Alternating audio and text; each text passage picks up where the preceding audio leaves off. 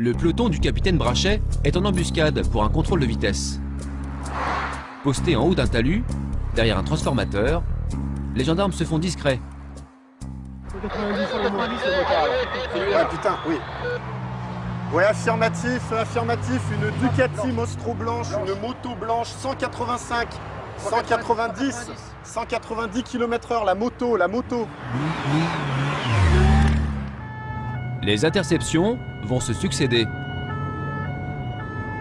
Alors 165, immatriculé en 69, quelle marque de voiture? 165, les gars, allez. En quelques minutes, 4 conducteurs vont être contrôlés à plus de 150 km/h. C'est la grise? Ouais. Mais très rapidement, les gendarmes vont être repérés. Et c'est à l'occasion de cette interpellation que le capitaine Brachet va s'en rendre compte. Vas-y. Bonjour, monsieur le motorisé de Chambéry. Oui, tu as été pris en excès de vitesse.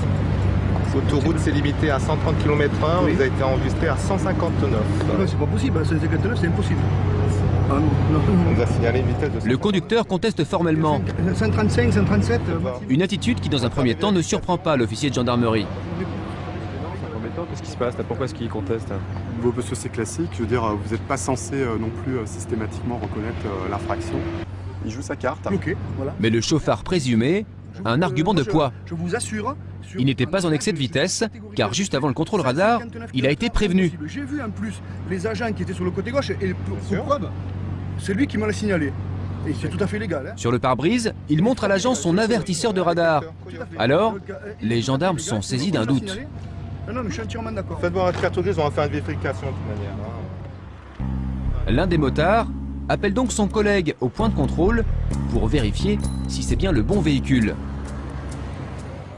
Ok, salut. Et il y a comme un problème. La marque et la couleur de la voiture correspondent bien, mais pas le modèle. Alors Un ML. Pas le MLGI, il y a peut-être un doute, on va dire. Effectivement. Il y a peut-être un doute sur votre véhicule. Non, mais j'en étais persuadé, monsieur.